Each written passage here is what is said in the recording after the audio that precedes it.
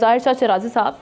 ये जो सारी सिचुएशन बन रही है इस वक्त, आपके सामने भी हम देख रहे हैं, पहले जिस तरह से ईरानी सदर को निशाना बनाया गया, अब ईरान की सरजमीन पर हमास के जो रहनुमा हैं उनको इस तरह से निशाना बनाना, बेसिकली किस जानिब जा रहे हैं हालात? बहुत शुक्रिया आमना। मेरे ख्याल से तो बिल्कुल वाज़ेह है कि इसराइली जारियत को मुकम्मल तौर पर जो है अमरीकी हिमायत भी हासिल है, और ये मेरे ख्याल में ना तो यूनाइटेड नेशन के चार्टर की खुली खिलाफ वर्जी है, बल्कि एक खुली दहशत गर्दी है। आप किसी दूसरे मुल्क के अंदर जाकर हमला करते हैं, और ये पहली दफ़ा नहीं हुआ, दूसरी दफ़ा हो चुका है। और मेरे ख्याल में शायद इस वक्त अमरीका की भी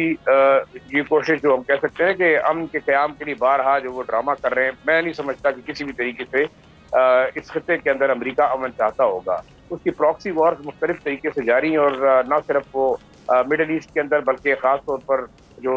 ईरानियन इशू है उसके अंदर बहुत ज़्यादा एक्टिवली खुद इन्वॉल्व है। और जिस तरीके से इमदाद की बात की जा रही है कि हम मज़ीद सपोर्ट भी करेंगे, इसराइल के डिफेंस को मजबूत करेंगे, और सहूनी जो रियासत है उसके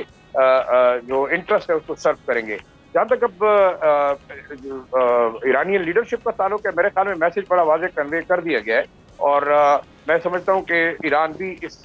मामले के अंदर जो है वो ज़रूर खामखा कार्रवाई भी करेगा, और मेरे ख्याल में बदला लेने की भी कोशिश की जाएगी, क्योंकि ये तो एक खुली जारियत है उनके ऊपर, क्योंकि सरहद के अंदर जो है इतना बड़ा वाक़या करना, कल इसराइल मेरे ख्याल में किसी मुल्क के अंदर भी जाके कर सकता है। इसराइल की जो हमायती है वो कहीं ना कहीं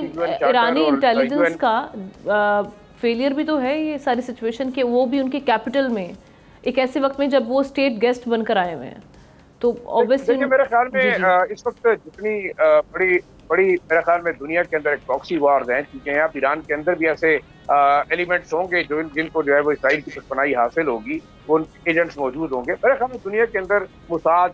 CIA और इवन आप इंडियन रॉ को देखें, KGB को देखें, उनके ऑपरेटर्स तो तमाम दुनिया के अंदर मौजूद है, और ये एक बहुत बड़ा हाई वैल्यू टारगेट था। इससे पहले तो चले ठीक है, अगर अंडर शेडो वो फिरते भी रहते या मूवमेंट भी करते, ये तो ओपन मूवमेंट की, तमाम दुनिया को पता था, मीडिया को पता था कि वो वहाँ पे मौजूद है और उसकी जगह आइडेंटिफाइड थी। लेकिन जो इम्पोर्टेंट इशू है वो ये है कि मेरे ख्याल में ये जंग अब यहाँ पे नहीं रुकेगी, और तमाम मिडल ईस्टर्न कंट्रीज उसके अंदर डायरेक्टली या इनडायरेक्टली इन्वॉल्व होने का जो है वो इम्कान है, क्योंकि सऊदी अरेबिया है, अगर वो कहता है कि वो अमरीकी इत्तेहादी है, अमरीका इसराइल का साथ देता है, तो इस्लामी दुनिया कहाँ खड़ी रहेगी, क्योंकि तुर्की का मौक़िफ़ भी बड़ा वाज़ेह आ गया है, उसने ओपनली कंडेम किया है। हाँ ठीक है, अगर फिजिकल आपकी इंट्रूजन नहीं है, लेकिन इसके बावजूद मेरे ख्याल में जो ये ब्लॉक है इस्लामी ममालिक का, उसके अंदर मिडल ईस्ट के अंदर, और ये जंग फैलने के खदशात ज़्यादा बढ़ते जाएंगे। ईरान जिस तरीके से ये टेस्ट केसेस के तौर पे जारियत कर रहा है, मेरे ख्याल में वो किसी मुल्क के ऊपर भी जाके टारगेट कर सकता है, कहीं भी कर सकता है। तो इसका तो मतलब ये हुआ कि मेरे ख्याल में UN का एक रिडंडेंट निज़ाम है जो कि इसराइली एट्रॉसिटीज और इसराइल की जो फलस्तीनियों की जेनोसाइड है उसको नहीं रोक सके। मेरे ख्याल में एक बहुत बड़ा अलमिया है इस दौर का कि हमारे इस्लामी ममालिक बिल्कुल मेरे ख्याल में खामोश बैठे हैं, सिर्फ जो है मजम्मत की हद तक बात की जाती है। और इस वक्त जो ताकतवर ममालिक है, सऊदी अरेबिया, कतर और इस किस्म के दूसरे लोग जो कि अपनी अथॉरिटी इम्प्लीमेंट करके, इन्फ्लुएंस करके इस मामले को अमेरिका पे प्रेशर डाल के अमन की तरफ जा सकते हैं। लेकिन मेरे ख्याल में पिछले 3 महीने से, आखिरी बात करूंगा, जो जिस तरीके से फलस्तीनियों को कत्लेआम जारी है, मेरे ख्याल में दुनिया और तमाम इस्लामी दुनिया के लिए एक बड़ा मेरे ख्याल में एक अफसोस का मकाम है जिन्होंने इस जेनोसाइड को रोक नहीं सकी। सब्सक्राइब करें और बेल दबाएं ताकि कोई खबर रह न जाए।